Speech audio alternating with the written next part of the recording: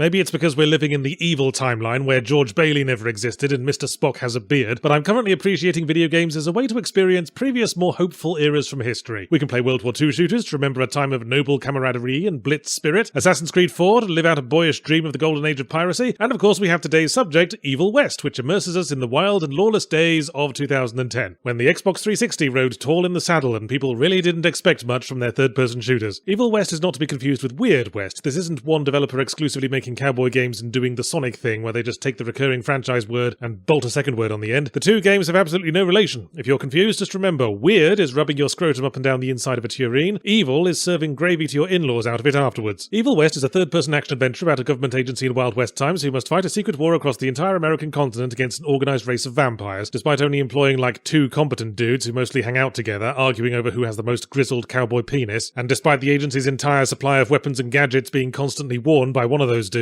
so he waddles about the battlefield rattling like a dodgy shopping cart full of Lego. Said hero is Jesse Rentier, or Jesse Rentier. The voice actors never really reached a consensus on that one. Vampire hunter in the Hugh Jackman Van Helsing mold, but without the excuse of cold European weather to justify wearing the entire stock of a camping supply shop at once. Who refuses to take a desk job at HQ because he's a vampire hunter cop on the edge and they need him out on the streets, etc. And besides, he's got all their weapons strapped to his back, which would make it very difficult to sit in an office chair. Fortunately, the agency is driven onto the back foot by a coordinated vampire assault, and Jesse finds himself on the front lines of an all-out supernatural war, leading a now severely undermanned agency against the schemes of an insane vampire leader and the plans they have brewing behind their insidious magical glamour, or glamour. That was the other thing the voice actors forgot to compare notes on. Happily, this is a war that can be fought by trudging through linear environments, getting into conveniently fenced-off battles with strictly regimented numbers of enemy units. So yeah, it's another Ghost Train ride game where herds of wild contextual button prompts sweep majestically across the plains and then politely queue up to squeeze down narrow passages of every imaginable variety. But as implied earlier, setting aside, there's something terribly old-fashioned about Evil West that feels a bit PlayStation 3 era. A lot of that could be the story and the way it clunkily switches from gameplay to pre-rendered cutscene, where the camera zooms in too close on characters as they massively over-animate, so it looks like Paul Greengrass shooting a documentary on submarine crews with Parkinson's disease. Or maybe it's the fact that there's precisely one female character in the entire plot whose every other line of dialogue is complaining about how the boys don't take her seriously enough. Or just that the main character is a stock, squinty, grumbly badass whose usual contribution to exposition scenes is to grunt "English, Doc" whenever one of his pet tech nerds starts using language roughly as advanced as that of an instruction pamphlet for an electric beard trimmer. So initially I was down on Evil West. The theme and setting and prominent crashed Zeppelin early in the plot brought back a few vestigial memories of The Order 1886 that I'd long thought solvent abuse had successfully quashed, and there's a general ramshackle vibe given off by the occasional awkward edit and frustratingly unoccasional bugs that meant I repeatedly clipped halfway into the floor and had to reload a save, either because of physics fuck-ups or the floor finally giving way under the weight of Jesse's anorak. But once I settled into the combat groove, I became aware of an upsetting sense that I was having fun against my will. It never stops being janky and unrefined, but that might be part of the appeal. It's not so much a finely crafted patisserie dessert as a big bucket of cake, candy bars and whipped cream all smushed together. And I'm certainly not above enjoying such things, especially when bored, depressed or pregnant. If there was ever a game crying out for some kind of spectacle fighter mechanic that rewards the player for varying their approach, it's this one, because by the end your available variety of attacks would shame a battleship crewed by poisonous hedgehogs. Standard punch, uppercut, electric punch, clearing electric punch, sneaky interrupt, kick in the bollocks, parry shield, electric lasso, 6 shooters, shotgun, rifle, crossbow, flamethrower, glory kills, super duper attack with 10-minute cooldown. I haven't even gotten to the facetious made-up examples yet. Grenade launcher, minigun, hedge trimmer, angry cat in a bag, and there we go. Plus everything has the all-important satisfying feel, especially when you uppercut a dude into the air, jump up and pound him into the exploding barrel 3 of his mates were standing around for their weekly gasoline tasting. Your dude still moves around like he's got horny dogs trying to get off with both his legs, but he's also got an electric teleport and electric pull to swiftly move himself and his foes around. And it was, incidentally, the number one cause of unwanted floor intimacy, but the intention was solid. If there's anything that brings the combat down, in the non-floor related sense that is, it's overdoing it with the big damage spongy dudes in the game's back half. Almost every boss fight comes back later as a regular enemy, usually in numbers, and poor old Jesse Rentier gives himself repetitive strain injury biffing away at them. If you keep biffing them over and over again, it builds up the stun meter, you see, and once it fills up, they stop moving for a bit, so you can continue biffing them over and over again with slightly more confidence. But there are more than a few things to like about Evil West. It's silly, overblown combat against big chunky targets, and it's fun, like covering yourself in grease and pogo sticking through a defrosting meat locker. Just me? Okay. Well, besides that, it frequently manages to be quite visually striking as well. I like its use of vibrant colours, which is another way it sets itself apart from Order 1886, which looked mostly like it had just had the dust blown off it after 100 years in the back room of an antique shop run by people allergic to fun. And as I say, it did feel like stepping momentarily back to the late 2000s era for a week. There's even a multiplayer option on the title screen. I can't remember the last time I saw that. A single-player game with an included, entirely separate multiplayer mode that doesn't try to awkwardly smash smash them together into a live service grindathon. That certainly does evoke a bygone age. Thanks for the memories, Evil West.